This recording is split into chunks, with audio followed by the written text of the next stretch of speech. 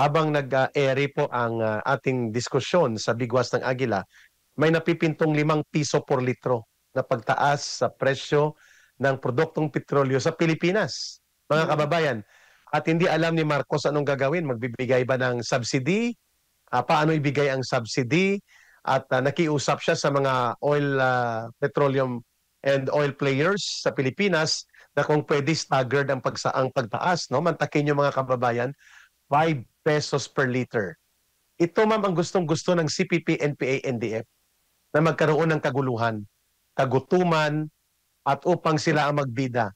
Naalala ko ma'am, noon nagkaroon ng problema sa Diliman Commune dahil nagkaroon ng 10 centavos na increase sa presyo ng produktong petrolyo. In 1971, mga kababayan, 10 centavos. Ngayon, 5 piso po ang istataas. Either sa Friday papatak o Lunes, ma'am, na darating. Mga kababayan, may susunod pa daw na 4 na piso. So 9 pesos ang projected na itataas ng presyo ng produktong petrolyo. Pero walang plano ang gobyerno paano ito mamaampat, paano ito mapigilan na hindi po tatamaan ng pagbulusok ang ekonomiya at kabuhayan ng buong sambayan ng Pilipino, Ma'am Lorraine. Yeah, talagang we're really caught in a bind talaga with this highly incompetent president with all of these things happening, no? Talagang at saka yung nakikita ko ngayon kasi sa kanyang ginagawa niya, nag-iikot, no? Talagang hammer, teacher, tapos meron pang drug haul daw today, may nasangkot daw na droga, etc., etc. At nakikita ko yun ay para sa SONA, para may masabi sa SONA. Kasi ano sasabihin niya? Ano sasabihin niya sa SONA? Ano ang sasabihin ng pinaka-inutil, pinaka-magnanakaw na pangulong ito pagdating sa SONA? Kasi report to the people yun eh. Ito yung ginawa ko. Ang dami kong inutang. For what? Saan napunta? Scammer ka. 'Di ba? Saan napunta? Right? Kasi ang daming utang ng Pilipinas ngayon, record-breaking. With PRRD, you saw something. Up to now, we're still using those bridges. We're still using those roads. Diba? The projects went somewhere. The money went somewhere. There's tangible proof. Pero ito si Marcos, saan mo dinala, Marcos, ang pera namin? Ano yung dami ng utang? Ano sasabihin niya? 'Di ba? Eric, ano sasabihin niya sa SONA, 'di ba? Nag-party ako. Nag-fireworks kami, mahalang fireworks. Nagsisisinghot kami ng cocaine, 'di ba? Nagbababiyahe ako. Si Lisa kailangan niyang bayaran yung PCO, natapyasan yung LPG niya na katawan at yung mukha niya ay ayus-ayusin naman ng konti, 'di ba? Ayun ang sasabihin nila kasi yun yung totoo. 'Di ba? Ano i-report nila sa tao? Sumama ang buhay nating lahat dahil dito. 'Di ba? Anong sasabihin niya? Nandiyan si Eric ngayon sa Canada, sa Amerika kasi papa-aresto namin dahil wala nang freedom of expression sa Pilipinas, 'di ba? Pinatawag namin yung mga vloggers kasi kinikriticize kami. At dinala ko si pinakidnap ko, extraordinary rendition, si Rodrigo Roa Duterte. Yan ang sabihin mo sa SONA. Inutil. Talaga, criminal ka, dinala mo si PRRD sa The Hague. Buti nga sa'yo kasi yan ang downfall mo. Hindi mo kilala si Digong. Hindi mo kilala si Digong. Magician siya. No? And I love your description. Dati nung kabataan ko, naririnig ko yan sa mga kita ko nung pag nagde-describe sila ng mga artista, Coca-Cola body. Pero ngayon ko lang narinig na may LPG body. Hindi kasi it's not personal. It's not body shaming. I don't even know her. But the PCOO during our time kasi, Eric, where I'm coming from was we did our job. We really the people kung ano yung projects, 'di ba? But now, what has Lisa Marcos done to the PCO?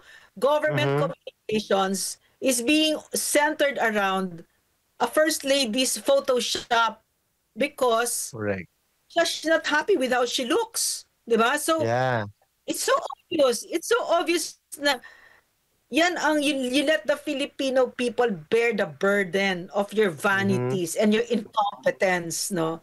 That instead of Correct. using this very important agency, communications, very, I would venture it's in the top there, no? You use it for your personal vanities, paying off bloggers who are stupid as shit, di ba? And insulting the intelligence of the Filipino people. And Yeah. hindi nyo pinapabuti ang buhay ng Pilipino. Ano sasabihin mo sa SONA? Ginamit mo pang Photoshop Center yung PCO, di ba? At maliban sa Photoshop Center, Ma'am Lorraine, walang kahihiyan din itong asawa niya, si Marcos Jr. mismo. Yes. Nag-hire pa ng tagapagtahol na pinapasahod ng taong bayan, not doing communication, but doing fake news, doing attacks, doing propaganda, not different from what the CPP, NPA, NDF does against the government. Ang kanya naman ginagawa, maglito, magpa-confuse, magbutangera, at magkalat ng singaling na mga piyag, at magkal ng mga tao. Presenting the potential communication system. Since ni Ma'am Lorraine, ang mga ganitong uri ng tabak with the level of presidential communication system sa loob ng gobyerno ni Marcos ay hindi po ito nakakapagbuo ng magandang pagpapakita sa taong bayan kung saan patungo ang ating gobyerno sapagkat puro katarantaduhan, kalukuhan, kasinungalingan ang lumalabas sa information galing sa palasyo. Kaya po namin ito natalakay kasi Ma'am Lorraine, ito may ulat balita na pinagtatakpan nila sa pamamagitan ng mga alitintang drug haul na walang patay pero tonelada ang shabu na nakuha pero all of a sudden nawala ang kaso na parang bula and then bigla na namang sumulpot. Mayroon na namang mga 10 tons daw o 10 million worth na mga shabu na nakuha sa Zambales. Hindi na naniniwala ang taong bayan kasi iba po ang pulso at reaksyon ng mamamayan. Hinahanap nila ang totoo, tunay na mararamdaman na kapanatagan dulot ng decisibong war on drugs. Tunghayan po natin ang ulat balita na ito na hinahanap ng mga Pilipino ang panahon ni Pangulong Duterte na totoo na talagang sinupil at dinurog ang demonyong kalakaran ng kriminal na mga sindikato sa droga. Ito po ang ulat balita. Balik na lang yung dati. Kay Duterte, syempre, talaga, peaceful talaga masasabi mong safety. Ito na lamang ang nasambit na panghihinayang at panawagan ni Aling Joan para kay dating Pangulong Rodrigo Duterte. Ayon sa kanya, mula nang matapos ang termino ng dating Pangulo, doon naman tila nagsimulang bumuhos at lumaganap ang pagpasok ng iligal na droga sa bansa. Giit niya, paano na ang kaligtasan ng kanyang pamilya at kinabukasan ng kanyang mga anak kung sa bawat sulok ng kanilang paligid ay may nakaambang panganib mula sa ipinagbabawal na gamot. Hindi lang nakakatakot, sobrang nakakatakot talaga.